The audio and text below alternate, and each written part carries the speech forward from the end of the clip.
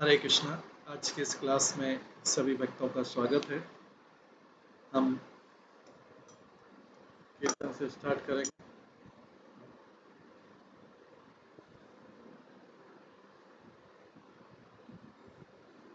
जय राधा माधव कुंज बिहारी, जय गोपी जन वल्लभ गिरिवरधारी,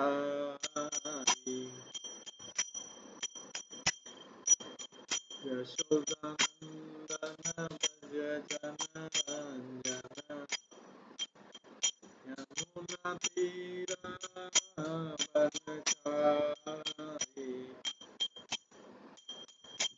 जय राधा माधव कुंज बिहारी। हरे कृष्णा कृष्णा कृष्णा हरे हरे, हरे राम राम राम हरे हरे, हरे कृष्णा कृष्णा कृष्णा हरे हरे, हरे राम राम हरे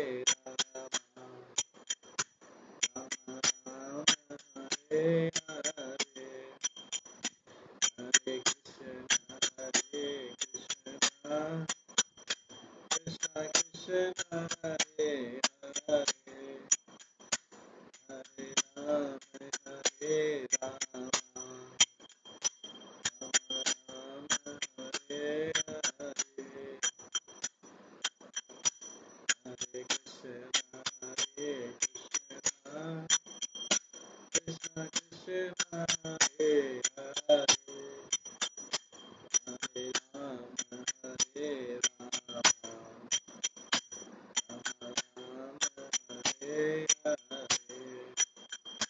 हरे कृष्णा कृष्णा कृष्णा हरे हरे, हरे राम राम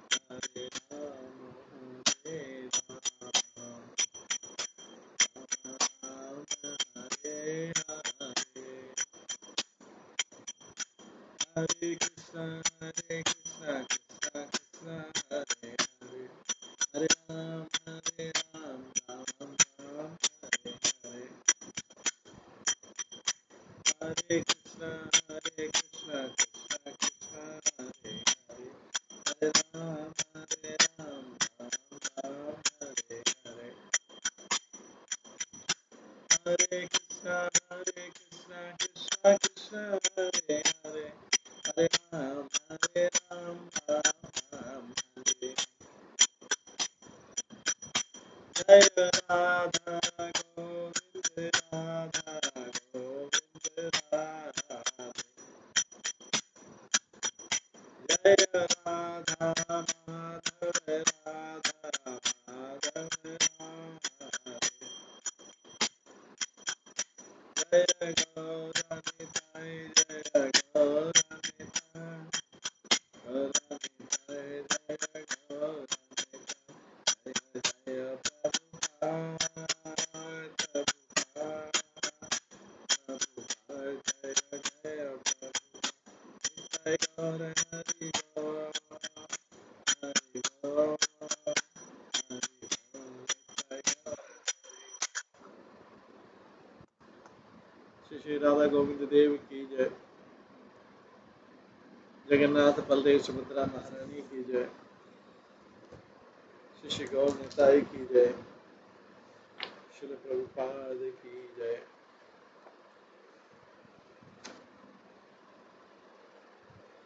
सभी भक्तगणों की जय।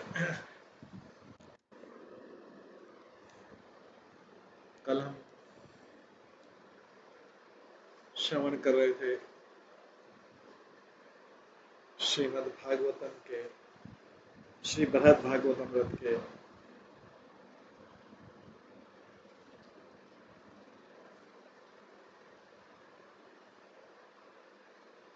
दूसरे अध्याय से, जिसका नाम है ज्ञान। यहाँ पर हमने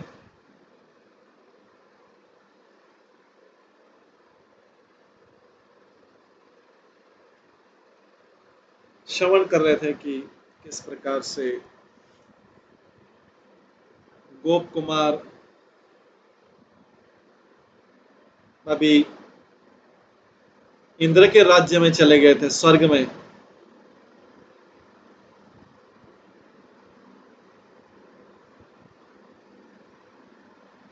जब स्वर्ग में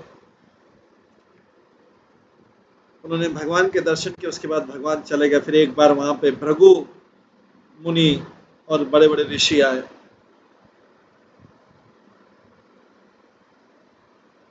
मैं उनको पहचान नहीं पाया, हालांकि मैं कुछ टाइम के लिए स्वर्ग का राजा बना था।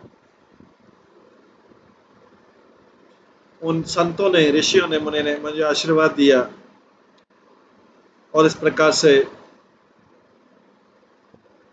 वे अपने आगे पृथ्वी लोक में जाने वाले थे, तो ऊपर के लोगों से आ रहे थे, थोड़ी देर स्वर्ग के लिए रुके, फिर आगे चले गए।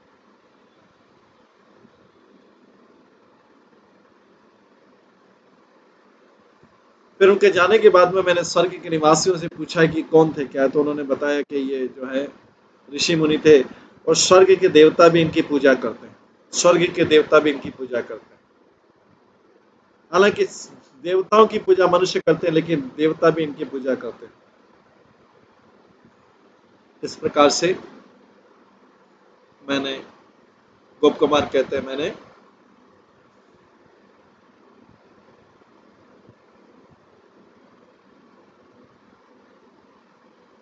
समझा कि ये भृगु ऋषि थे जो उच्च लोकों में रहते, स्वर्ग से भी ऊपर के लोकों में रहते। आगे आज हम पढ़ेंगे 41वें श्लोक से। महाभिमान महाभिमान भीर्देवर मत्सराक्रांता मानसः लज्जेव न तद्व्रतम् लज्जेव न तद्व्रतम् उक्तम गुरुर अथा ब्रवीत।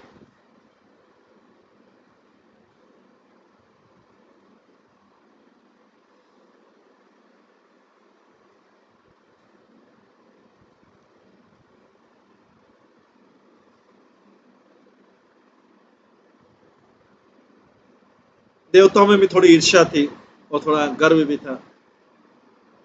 वो मेरे को बताने में हिचकिचा रहे थे, हमें भी इनकी पूजा करनी पड़ती है। पर लेकिन हमारे गुरु ने फिर बताया, तात्पर्य में मत्सर मतलब ईर्ष्या, दूसरे व्यक्ति की श्रेष्ठता को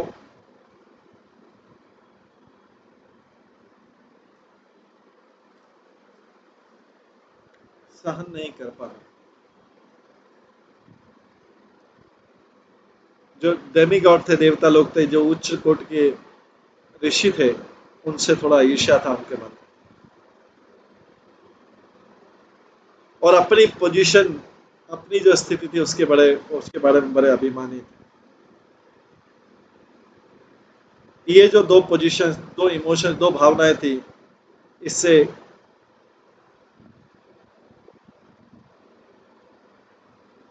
एम्बेरसमेंट,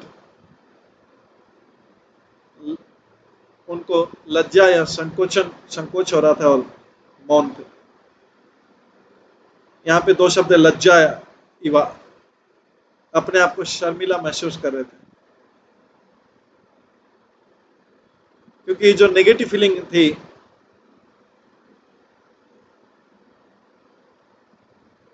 ये उनके अंदर जो ग्रॉस ईर्ष्या है उसका ही छाया थी, और दूसरी ऐसी भावनाएं जो नीचे के लोगों में अनुभव की जाती। बृहस्पति लेकिन बहुत सोबर थे दूसरे डेमिगॉड से, और और वो भी गोप कुमार के गुरु थे, कि गोप कुमार भी तो उस समय स्वर्गलोक में चले गए। अपने कर्तव्य के रूप में, गोप कुमार के गुरु के रूप में, उन्होंने उस क्वेश्चन का आंसर दिया। 42वें श्लोक में कहते श्री बृहस्पतिर्वाच अतोर्ध्व महर्लोको राजते कर्म भी शुभे प्राप्यो महर्द्वियो नश्येत् त्रैलोक्य प्रलय अपि न। बृहस्पति कहते हैं इस बृहस्पति कहते हैं इस लोक के ऊपर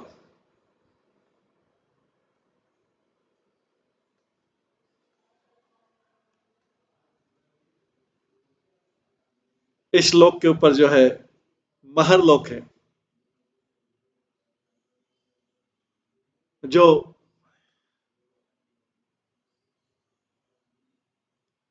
बहुत सारे पुण्य कर्मों के बाद प्राप्त होता है। जब तीनों लोक खत्म हो जाते हैं, प्रलय हो जाता है, तब पूरा ब्रह्मांड नाश नहीं होता है, पूरा ब्रह्मांड का विमर्श नहीं होता है। तो तात्पर्य में साधारण मर्त्य जीवों के लिए स्वर्गलोक में प्रवेश करना मुश्किल है, और महरलोक में प्रवेश करना तो और भी मुश्किल है।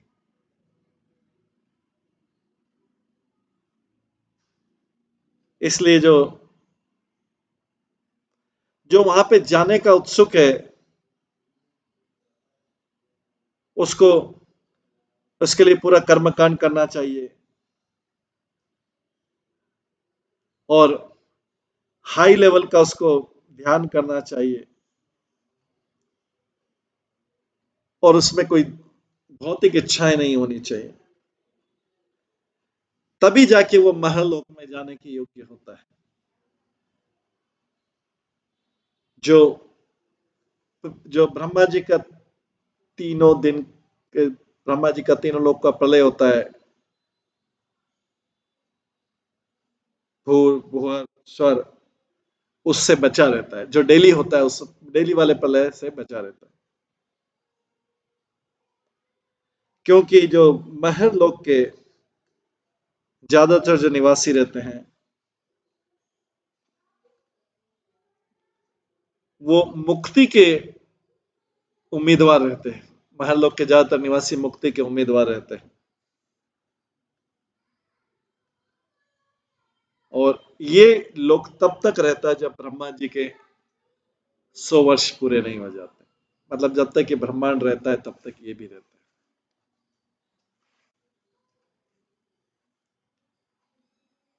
इस प्रकार से इस महद लोक के बारे में गोप कुमार जानना चाह रहे थे, तो बृहस्पति बताते हैं। आगे बृहस्पति बोलते यथा ही कोटि गुणितम साम्राज्यत सुखम ऐन्द्रिकम तत कोटि गुणितम तत्र प्राजापत्यम सुखम मतम। इंद्र का जो सुख मिलता है स्वर्गलोक में, वो पृथ्वी के लोक से लाखों गुना ज्यादा होता है। तो ये महरलोक का जो सुख है वो इंद्रलोक के सुख से लाखों गुना ज्यादा है। महरलोक को प्रजापति लोक भी बोलते हैं। तो तात्पर्य में आता है कि जो संत लोग हैं महरलोक में रहते हैं वो प्रजापति हैं, वो इस ब्रह्मांड के ओरिजिनल मूल पूर्वज हैं, और वैदिक कर्मों वाले जो वैदिक पाठ है कर्मकांड वाले, उसमें पहला अधिकार उन्हीं का है। तेनामी सेवितास्तत्र निवसन्ति महासुखे यज्ञेश्वरम प्रभु साक्षात पूजयन्तः पदे पदे। इस प्रकार की प्रसन्नता को प्राप्त करके जो प्रजापति हैं और महरलोक में रहते हुए बड़ी प्रसन्नता का अनुभव करते हैं, और जो है डायरेक्टली जो है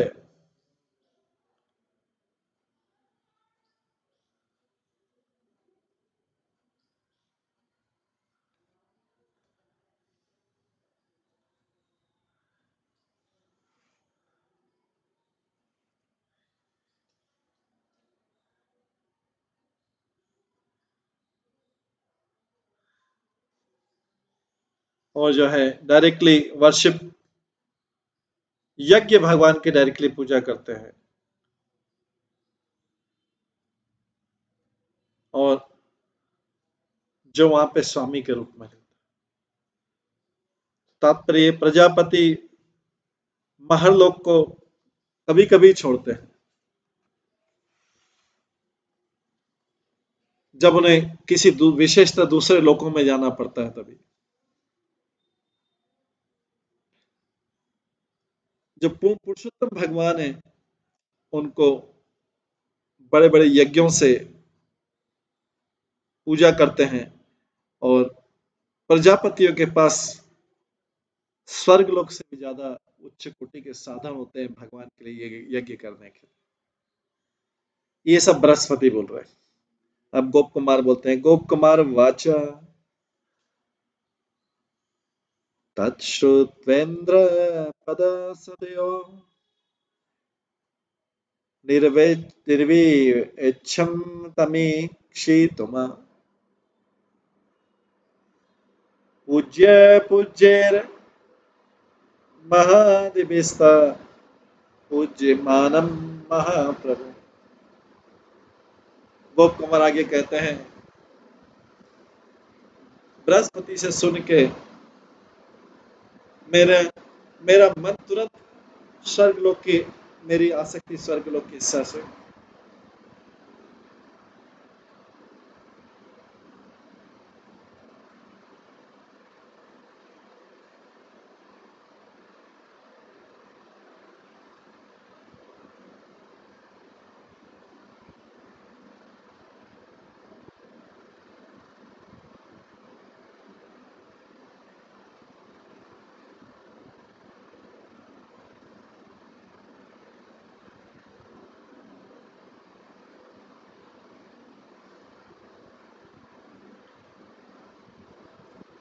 एट वंस जो है मेरा आसक्ति खत्म हो गया इंद्र की पोजीशन, और मैं देखना चाहता था उन महान आत्माओं के द्वारा भगवान की पूजा किस प्रकार होती है, जिनकी देवता लोग भी पूजा करते हैं। इसका मतलब है कि गोप कुमार अभी महर्षियों के लोक में जाना चाह रहा था, महान लोक में, भगु ऋषि और वाले। तात्पर्य गोप कुमार ने पृथ्वी पे जो भगवान की पूजा होती है उससे देख पाया कि स्वर्ग लोक में जो भगवान के अर्च वगैरह की पूजा होती है और भी ज्यादा अच्छे तरीके से होती है, ऐश्वर्य के साथ होती है। और अगर महर लोक के निवासियों की भी पूजा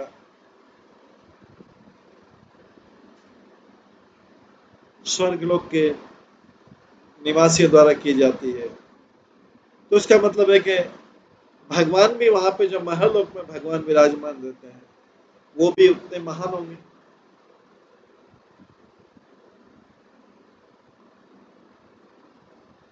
जब उनको देख के भगवान विष्णु जो है, जो तो गोप कुमार के मन में इच्छा हुआ कि महर लोक में भगवान का जो स्वरूप की पूजा होती है वो डेफिनेटली श्रेष्ठ। महर लोक में जब भगवान की पूजा होती है, भगवान का जो रूप है डेफिनेटली स्वर्ग लोक से श्रेष्ठ होगा।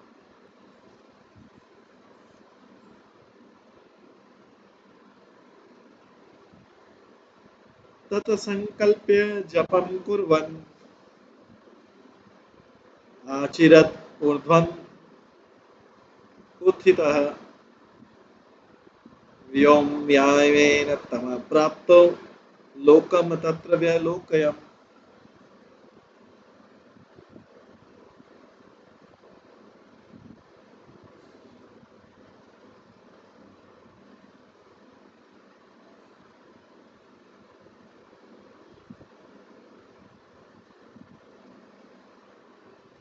गोप कुमार कहते हैं,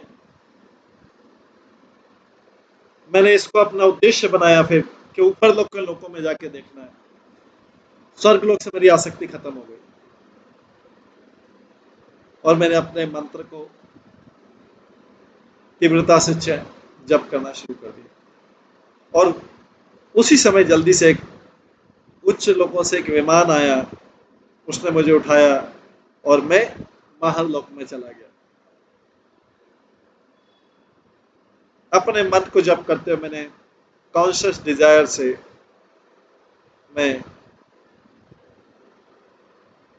महल लोक में भगवान का जो रूप है उसको देखना चाहता था।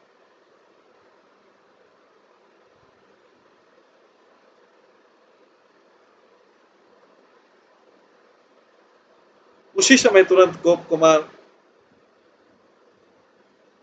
को ऋषि भृगु महल लोक में ले जाने के विमान आया, जहाँ पे भृगु मुनि भी अपना नीचे के लोकों में थोड़ा जो ट्रिप था उसको पूरा करके ऊपर आ गए। त्रैलोक्ये यत् सुखम नास्ति वैभवं भजनम तथा निर्दोषम तत्र तत् सर्वम अस्ति अनि अस्ति अनिर्वाच्यम असु तत्।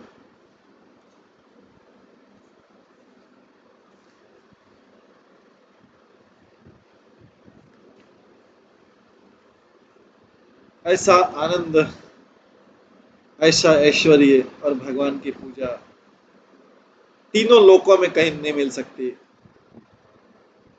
इसको परफेक्टली शब्दों में वर्णन नहीं किया जा सकता। तात्पर्य, महलोक के निवासी कभी आपस में कलह नहीं करते, झगड़ते नहीं, भौतिक कष्टों से कभी कष्ट भौतिक दुखों से कभी कष्ट नहीं पाते, और कभी भी भय नहीं रहता कि ब्रह्मा की रात्रि में उनका प्रलय हो जाएगा। महलोक में जो झगड़ा और प्रतिस्पर्धाएं नहीं होते, वहां पर हर कोई वर्शिप करता है सुप्रीम लॉर्ड की, बिना कोई सेल्फिश मोटिव से। और इसलिए जो जो भौतिक संपत्ति वहां पर हमेशा सबके हाथ में रहती, न तो ज्यादा रहती न कम रहती, जितनी चाहिए उनके पास रहती।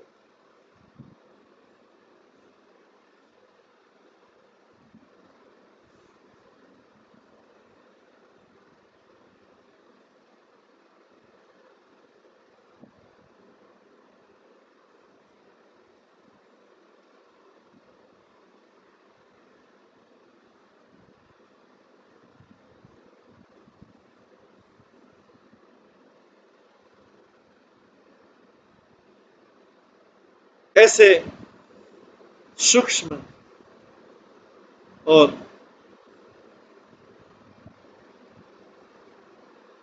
एक्सक्लूसिव वातावरण में जो होता है उसका इसका वर्णन बहुत मुश्किल है। वो तो केवल अनुभव से ही समझा जा सकता है। फिर भी सनातन गोस्वामी उस जगह की हमें उस जगह के बारे में थोड़ा सा वर्णन करते हैं,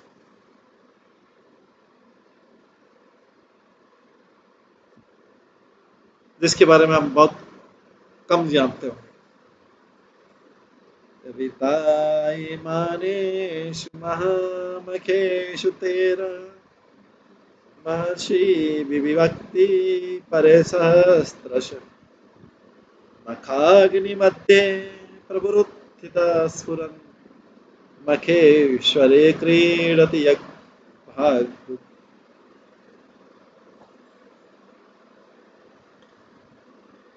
ये जो महान संत महान ऋषि हैं, जो शुद्ध भक्ति से संपन्न है, वो बड़े बड़े हजारों यज्ञ करते हैं यज्ञ पुरुष के लिए, जो पूर्ण परमेश्वर भगवान है। और मैंने देखा कि जो भगवान है, जो परम नियंत्रक भगवान है, वो ब्रिलियंटली यज्ञ की अग्नि से निकलते हैं और भोक्ता यज्ञ के भोक्ता के रूप में अपने लीलाओं का आनंद लेते हैं। ये जो यज्ञ की अग्नि से वहां पे महल लोक में भगवान निकलते हैं, इससे तो गोप कुमार के मन में तो एकदम इम्प्रेशन हो गया, छाप हो गया। सो वो इसलिए उन्होंने संक्षिप्त रूप में उस रूप को इस श्लोक और अगले 2 श्लोकों में वर्णन करते हैं। स्वरूप को भृगु और सब भाई उनके वो निष्काम वैष्णव है, उनका विष्णु के अलावा और कोई स्वामी नहीं है, इसलिए लॉर्ड उनको उसके भावना के अनुसार उनकी पूजा का आदान प्रदान करते हैं, उस यज्ञ की अवधि में प्रकट हो।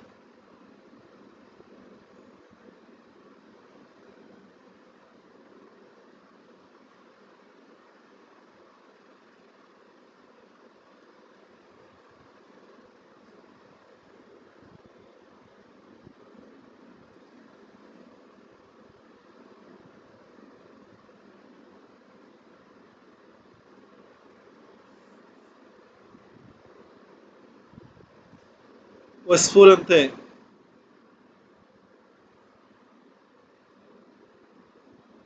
वो कर्म कांड की अग्नि से भी ज्यादा तेजोमय थे। सयज्ञ मूर्ति रवि कोटि तेजा जगन मनोहारिक महाप्रतीक प्रसार्य हस्तं चारुं मदादानो वरान् प्रियान्यक्षति याजकेभ्यः।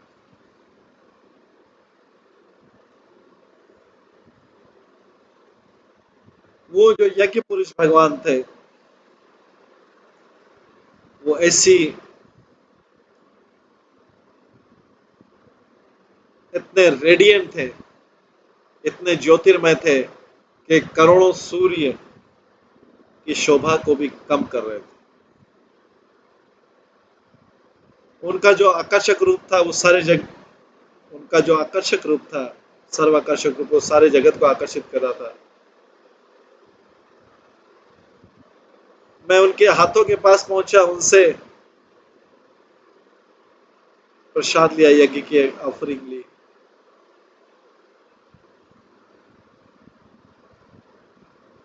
और उन्होंने प्रसन्न होकर आशीर्वाद दिया। ये जो श्लोक है ये बता रहा है कि किस तरीके से अभी गोप कुमार कहाँ पहुंच गए, स्वर्ग लोक के ऊपर महालोक में पहुंच। तो ये जो श्लोक है भगवान यज्ञ पुरुष भगवान का और भी दिव्य पिक्चर प्रदान करता है। वो यज्ञ पुरुष कहलाते हैं बिकॉज वे हैं जो यज्ञ के द्वारा पूजा स्वीकार करते हैं।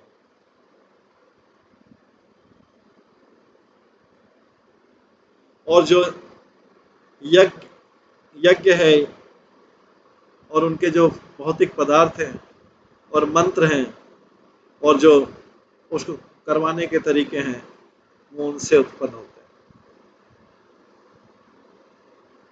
अपने हाथों में यज्ञ के साधन लिए हुए श्रुक एंड श्रुव, जो कड़छी है यज्ञ, वो श्रक एंड श्रुव, वो यज्ञ पुरुष के रूप में आते हैं। श्रीमद् भागवत में जैसा डिस्क्रिप्शन आता है यज्ञ वरा का,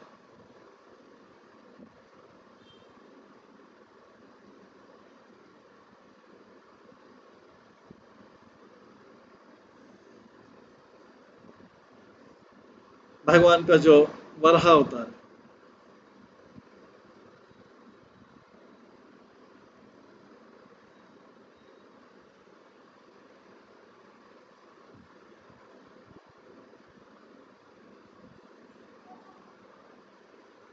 तो भगवान का जो दिव्य शरीर है वो यज्ञ के सारे रूपों को प्रकट करता है।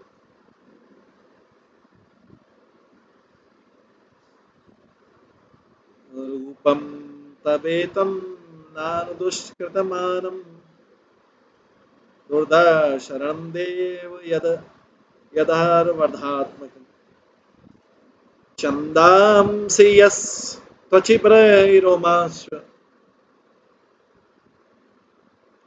अज्ञं दस्वी त्वंग्रिषु चतुर्होत्रम्। हे भगवान,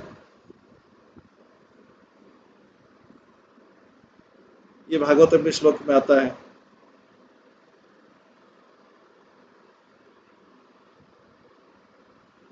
जिसमें भगवान की प्रार्थना का यज्ञ पुरुष भगवान की प्रार्थना हो रही।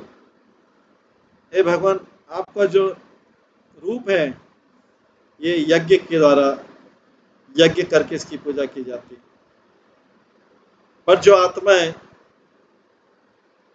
दुष्ट हैं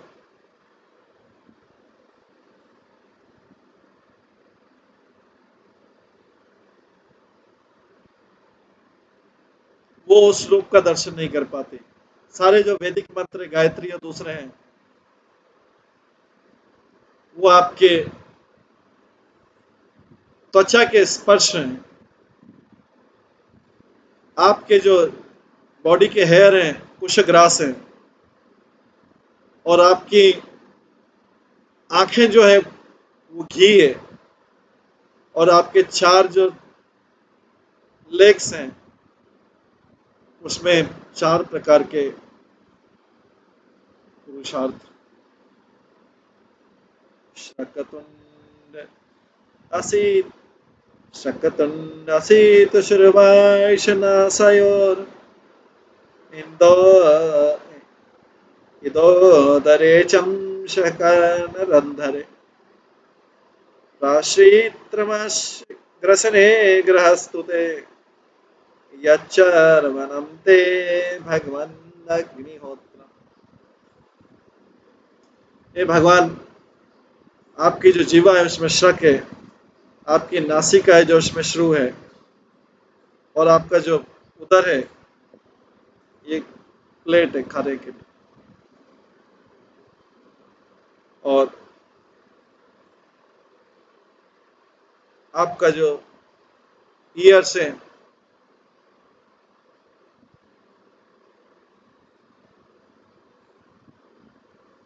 वो कप है, चमचा के कम।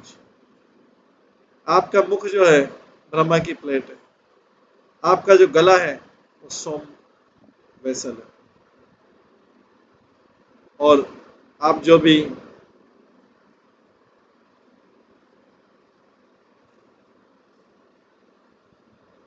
चबाते हैं वो अग्नि का आहुति। जब भगवान विष्णु महलोक में अपीयर होते हैं यज्ञेश्वर, उनके शरीर के सारे अंग आकर्षित होते हैं, उनका सिर, मुख, गला,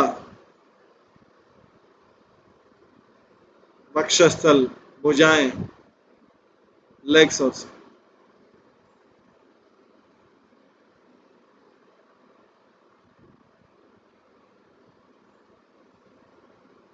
भगवान ने जब गोप कुमार ने जब देखा इस प्रकार से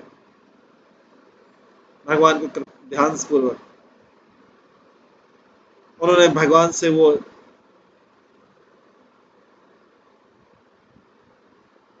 उन्होंने देखा कि भगवान किस तरह से चारू मतलब खीर की, दूध का बना खीर की ऑफरिंग को स्वीकार कर रहे हैं,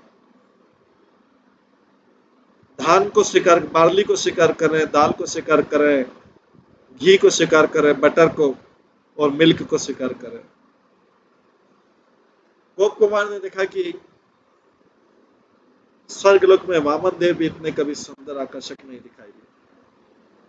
तद्दर्शनो तद्दर्शनोज्जीरंभिता संभ्रम्य हर्षान् नमस्कार पराय मह्यम दत्तो निज च स्थिता।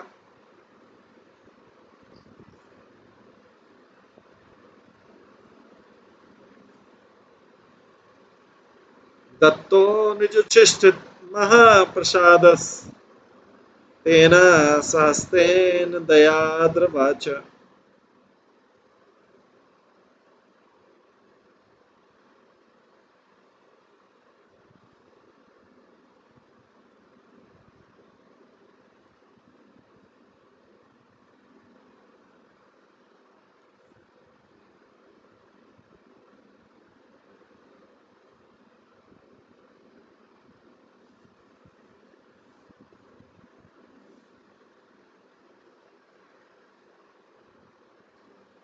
उनके शब्द करुणा से भीगे हुए थे।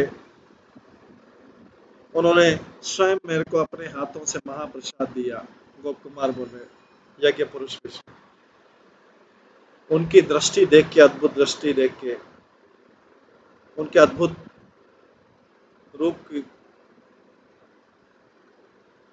को देख के केवल मात्र आनंद से मैं झुक गया, पूरी तरह झुक गया। तात्पर्य, यज्ञ पुरुष को यज्ञ पुरुष को देखने के बाद गोप कुमार और उत्सुक हो गया कि ऐसे भगवान की सेवा कैसे कर सकता है। स्वयं इनके इस उत्साह में भगवान यज्ञेश्वर ने और उनको उत्साहित किया इस इन सब वाक्यों को बोल के, मेरे प्रिय गोप कुमार, कृपया यहाँ आइए और मेरी हॉस्पिटलिटी को स्वीकार कीजिए।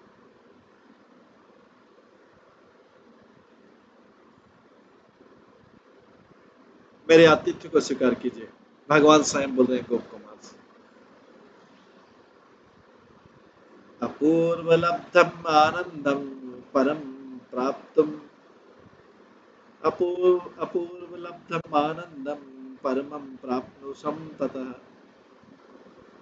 कारुण्यातिश यातस्य संसिद्धेश्व वंचितः। भगवान की इस अद्भुत कृपा से मैंने एक्सेप्शनल अति आनंद प्राप्त किया।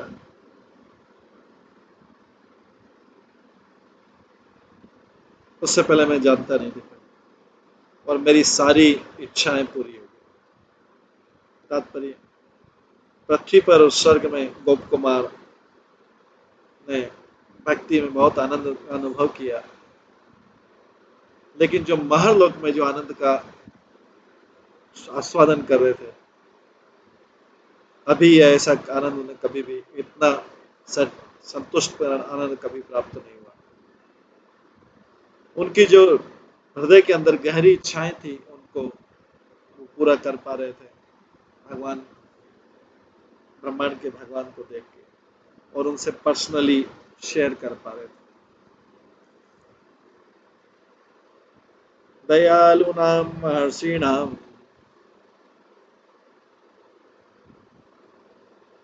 संगत्यस्य ततो भ्रमण प्रत्यावेशं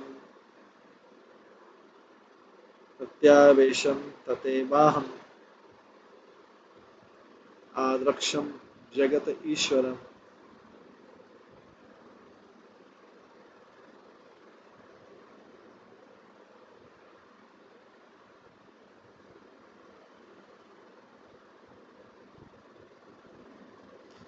मैं इधर उधर भागता रहा, बड़े बड़े करुणा मैं संतों के पास साथ में, और मैंने हर जगह पे देखा कि वही भगवान का वही रूप सब जगह पे था। महालोक में जहां पे भी गया गोप कुमार, और जहां पे भी यज्ञ किया, भगवान ऑफरिंग लेने के लिए उसी यज्ञ पुरुष के रूप में आए, सेम रूप में। ततः कृतार्थ निष्ठाम मनवान सर्वथा सानंदम निवासस्त्र प्रोक्तो हम तेर महर्षि भी।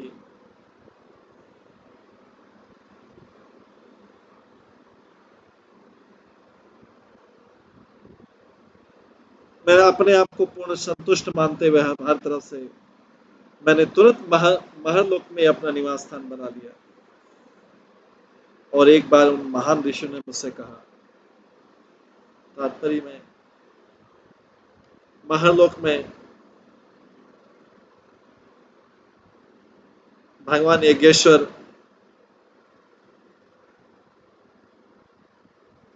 हर एक स्थान में दृश्यमान थे, बट हर जगह उनके फीचर भी अलग अलग थे।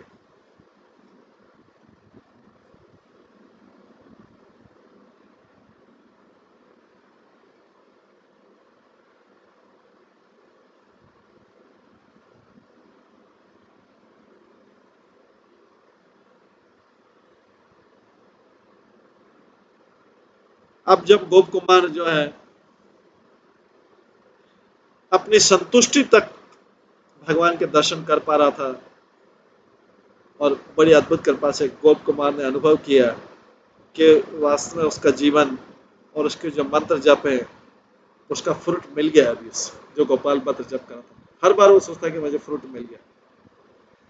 अभी उसको महर्षियों ने कहा, श्री महर्षि उवाच, श्री महर्षि उचु भोगोपवेश्य पत्र तम एतल्लोक स्वभावजम प्रादीयमानमसम्भेर विप्रतम श्री कुरु द्रुतम।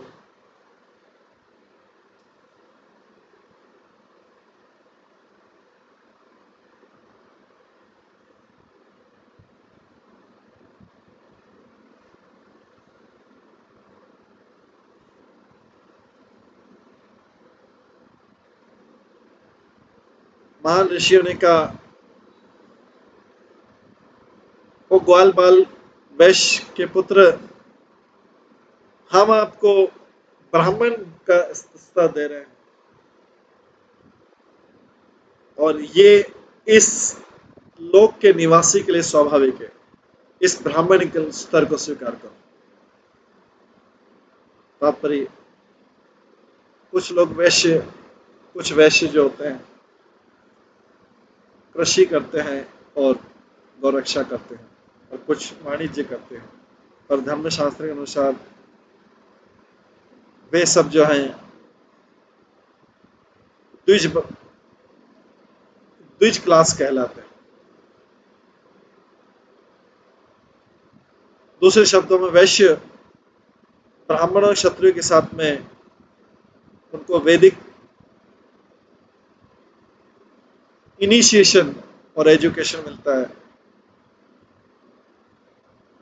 वैदिक दीक्षा मिलती है और शिक्षा मिलती है। पर गोप कुमार के केस में, गोप कुमार सिंपल गोवर्धन विलेज का साधारण बालक था, सरल सा। उसको वैदिक स्टैंडर्ड उसका बहुत ज्यादा पता नहीं था उसके बारे में। वो अशिक्षित था एक तरीके से वैदिक रूप से, और ब्रह्म गायत्री मंत्र में, ब्रह्म गायत्री मंत्र में भी उसका इनिशिएशन नहीं हुआ। तो तब कैसे जो वैश्य अभी तक प्रॉपरली जिसकी दीक्षा भी नहीं हुई वो ब्राह्मण कैसे बन सकता है? ये इसलिए संभव था क्योंकि जो पावरफुल ऋषि हैं उसको वो ऑफर कर रहे थे, वो ब्राह्मणिक स्तर, और गोप कुमार से बोल रहे थे वो उसको स्वीकार करें। वे चाहते थे इसको एक्सटर्नल देश को चेंज कर ले अपनी ग्वाल बाल बली और महर्लोक के जीवन के समान अपना जीवन बना ले। महर्षिणा मे तमो भूत्वा त्वमपि पूजय जगदीशमिमं यज्ञेश जगदीशम इमं यज्ञेश चिरम आत्मा दिदर्शितम।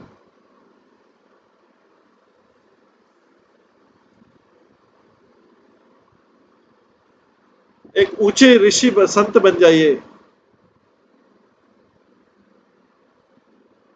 तो तुम भी भगवान की यज्ञ कर सकते हो और यज्ञ के द्वारा भगवान की पूजा कर सकते हो, ब्रह्मांड के भगवान। ये तो तुम्हारे यही तो तुम्हारे हृदय का लक्ष्य था, ऋषि मुनि लोग गोप कुमार से कहते हैं। श्री गोप कुमार वाच, तत् तच्छ्रुत्वा चिन्तयं ब्रह्म वैश्यवते सात् सुखं महत् प्रभोरेषां च विप्राणां तद्भक्तानाम् उपासनम्। गोप कुमार ने कहा, इस प्रकार का श्रवण करो ब्राह्मण। मैंने सोचा, ये प्राग ज्योतिष पर के ब्राह्मण को बता रहे हैं, मैंने सोचा मैं तो वैश्य के रूप में ज्यादा अच्छा रहूंगा, जिससे मैं पुरुषोत्तम भगवान की पूजा भी कर सकूंगा और उन ब्राह्मणों की भी पूजा कर सकता हूँ, उनके भक्तों की भी पूजा करूंगा। गोप कुमार ने सोचा मैं ब्राह्मण बन जाऊंगा तो मैं मेरा जो भाग्य है भगवान के सेवक बनने का वो चला जाएगा। अगर मैं वैश्य बनता हूँ मेरे हृदय की संतुष्टि के, तो क्या मैं वैष्णवों की और भगवान दोनों की सेवा कर सकता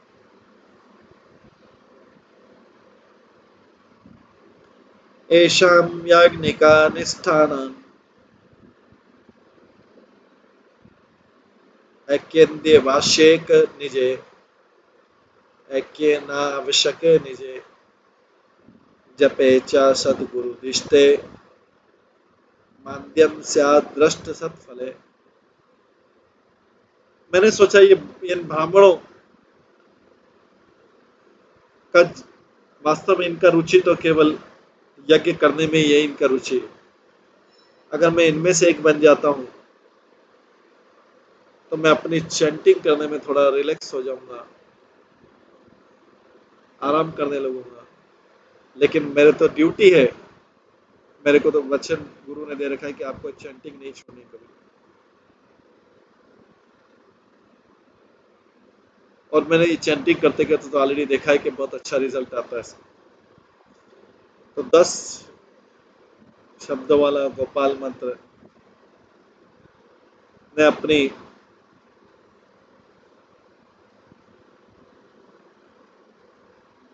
प्रभावशीलता को ऑलरेडी सिद्ध कर दिया था। गोप कुमार तो पोजीशन, गोप कुमार पृथ्वी पर राजा बन गया था, फिर स्वर्ग में राजा बना था, अभी महान लोक का निवासी तो हो गया। ततः ततः स्नातन अनुमान्य अहम आनंगीकृत्य विप्रतां तत्र अवशं स्वतः जात प्रजापाते महासुखे। इस प्रकार से उन संतों को सम्मान देते हुए मैंने ब्राह्मण बनने से मना कर दिया। पर फिर महरलोक में रुका रहा, और जो आनंद है महरलोक के, वो प्रजापति के इस लोक में मैं वो आनंद पाता रहा।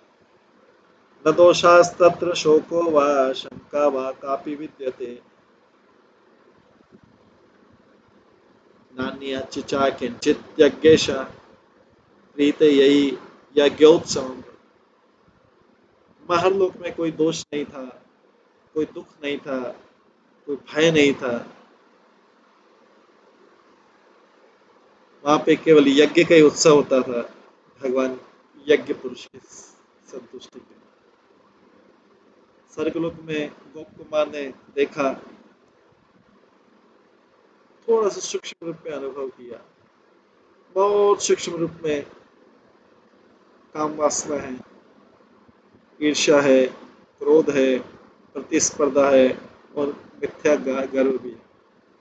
ये स्वर्गलोक में देखा था, लेकिन महरलोक में ये फॉल्ट नहीं दिखे, ये दोष नहीं दिखे, और दुख नहीं था कोई किसी दूसरे से हार जाए या किसी और कारण से। जगत के ब्रह्मांड के नष्ट होने का भी, डेली जो नष्ट होता है, प्रलय आता है, उसका भी कोई भय नहीं था। ब्रह्मा जी का जो डेली आता है, जिसमें 3 लोग चले जाते हैं, महरलोक नहीं जाता। किसी के नीचे पतन का भी कोई भय नहीं था। बिना इन डिस्ट्रक्शन के महरलोक के निवासी पूर्ण रूप से भगवान विष्णु की पूजा किया करते थे, उत्सव के रूप में, वैदिक सेक्रीफाइस के रूप में, वैदिक यज्ञ के रूप में। और वहाँ के निवासी भौतिक इंद्रियों के सुख में बिल्कुल भी रुचि नहीं था। किंतु यज्ञ समाप्तो स्याद दुःखम अंतर्हिते प्रभो वृत्ते यज्ञान्तरे चास्य प्रादुर्भावत पुनः सुखम। पर हर यज्ञ के अंत में फिर अप्रसन्नता होती, जब भगवान यज्ञ पुरुष यज्ञ के बाद में आप प्रकट हो जाते, जैसे यज्ञ खत्म होता अप्रसन्नता हो जाती, क्योंकि भगवान अप्रकट हो जाते। फिर से जब भगवान यज्ञ के लिए आते, प्रसन्नता फिर से शुरू हो जाती है।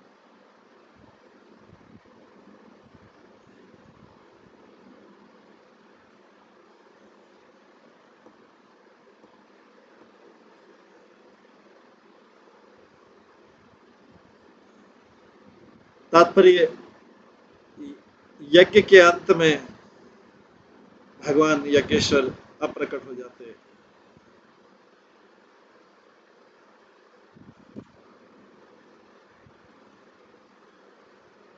और क्योंकि भगवान तो अपने सेवकों के द्वारा बताए गए प्रेम से नियंत्रित है,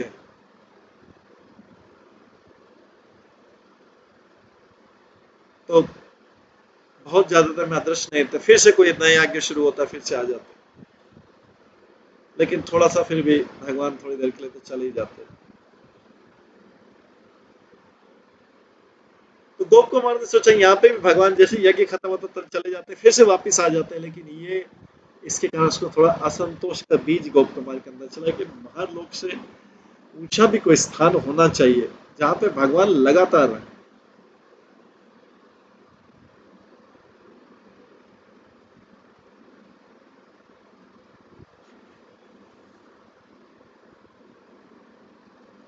चतुर्युग शास्त्रीय तत्रैकदिनस्य हि अन्ते त्रैलोक्यदाहेन जन लोक अधिगम्यते। 1000 चतुर्युग बीतने के बाद में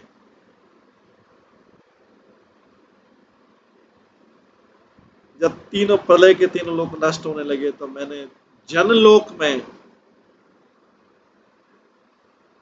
तो जो है सब लोग महरलोक के निवासी भी जनलोक में शरण लेते हैं, क्योंकि गर्मी महरलोक तक पहुंच जाती है।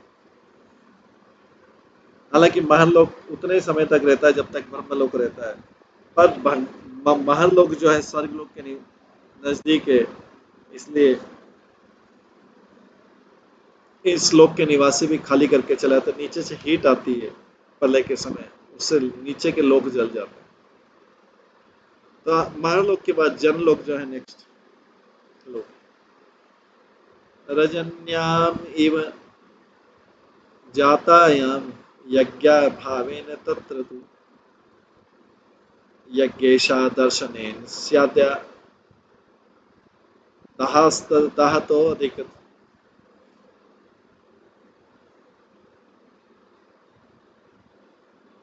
जनलोक में जैसे ऐसा लगता है रात्रि का समय, वहां पे कोई यज्ञ नहीं होते थे,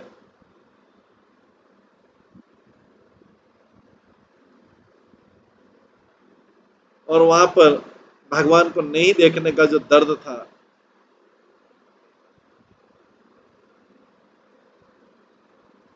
वो तीनों लोगों के दर्द से ज्यादा था। जनलोक में नाइट नहीं होती।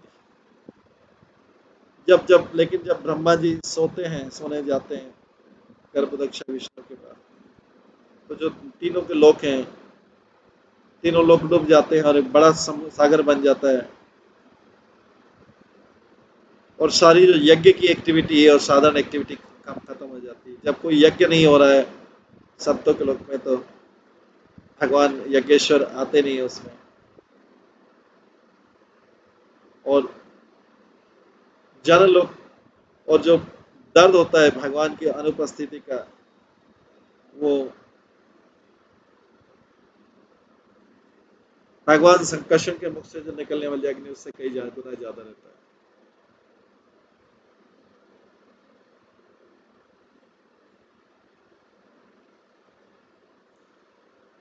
ततो अक्षय वट अच्छा है क्षेत्रे श्री पुरुषोत्तमे आगत्य श्री जगन्नाथम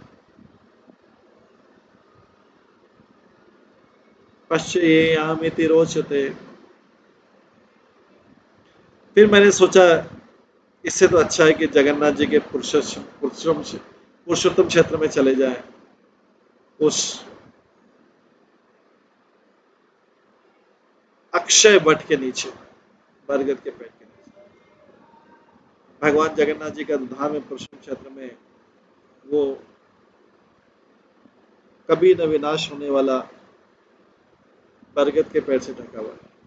जब पृथ्वी, आकाश और स्वर्गलोक भी नष्ट हो जाता है, जगन्नाथपुरी अस्पर्श रहता है, उसमें कुछ नहीं होता। महलोके गते अपि आत्मा जपाद रहसी पूर्ववत समपाद्यम मनच्चौकयत् आस्या भूमेर दिदर्कया। मैं जब ब्रह्मलोक आया, मैं जब महलोक आया, फिर से रिटर्न होके मैंने अपना जप चुपचाप किया। उस चैंटिंग ने मुझे और भी दुखी कर दिया, क्योंकि भगवान ब्रजेंद्र नंदन की इच्छा और बढ़ गई दर्शन करने की। गोप कुमार बार बार इस ब्रज की भूमि का वर्णन करता है, क्योंकि वो जो प्राग ज्योतिषपुर वाला ब्राह्मण था, उससे ही बात कर रहा था, वो भी मथुरा का था। भगवान यज्ञ पुरुष से जो विरह था, जो गोप कुमार को अनुभव हो रहा था,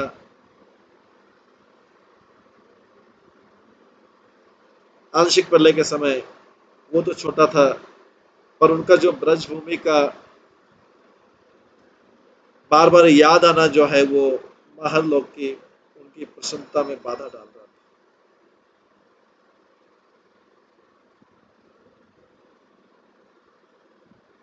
वो हो सकता है कि जगन्नाथपुरी में जो उन्होंने अर्च विग्रह गए थे, उसको जगन्नाथपुरी की उस अर्च विग्रह की इच्छा को हो सकता है भूल जाए, पर उसका ब्रज के प्रति जो आकर्षण था वो बहुत बड़ा था। प्रादुर्भूत अथ भगवान इज्यमानो दयानिधि यदा मम आभेद प्रिय प्रीत्या मन्नितम लिल्यति च। पर जैसे ही भगवान फिर से आते, जो यज्ञ पुरुष थे महालोक में, कृपा के सागर थे, वो मुझे प्रेम से बुलाते, और मैं जो भी उनको ऑफर देता था, मैं जो भी उनको ऑफर देता था, उसको वो बड़े हंसी खुशी से उसको स्वीकार कर लेते। तदानीयेत सर्वातिस तमः सूर्योदय यथा रात्रावपि तदेकाश बद्धो नेशे क्वचित गतो। वो फिर मेरा सारा दुख दूर कर देते हैं, जैसे सूर्य उदय के साथ साथ में अंधेरा चला जाता है।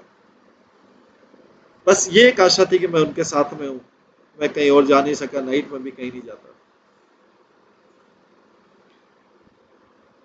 तात्पर्य में भगवान यज्ञेश्वर को मैं फिर भी नाइट में नहीं देख पाता था, क्योंकि यज्ञ यज्ञ रात्रि में नहीं होते। लेकिन गोप कुमार बोलते हैं कि मैं इतना एब्जॉर्ब था भगवान के विचार में कि मैं उस दुख को भूल जाता था। और डे टाइम में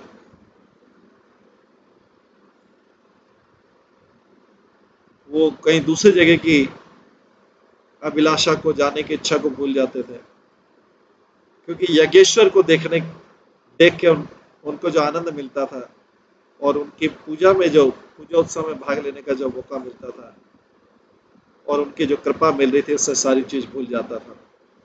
ब्रह्मा की नाइट में भी गोप कुमारा में भगवान को देखने की इच्छा जो थी, पूजा करने की इच्छा थी, वो टूटी नहीं थी। इस प्रकार से आशा की किरण में बंधे होते कि फिर सुबह फिर भगवान को देखने को मिलेगा। ये गोप कुमार का क्रियाकलाप इस प्रकार से चल रहा था। अभी महल लोक तक पहुंच गए, बीच में जन लोक होके भी आ गए थे। अब देखते हैं कि गोप कुमार यहाँ पे फिर भी रह रहे थे, हालांकि भगवान सारे टाइम भगवान के दर्शन नहीं हो पाते। इस प्रकार से गोप कुमार का जीवन काल चल रहा था। अभी हम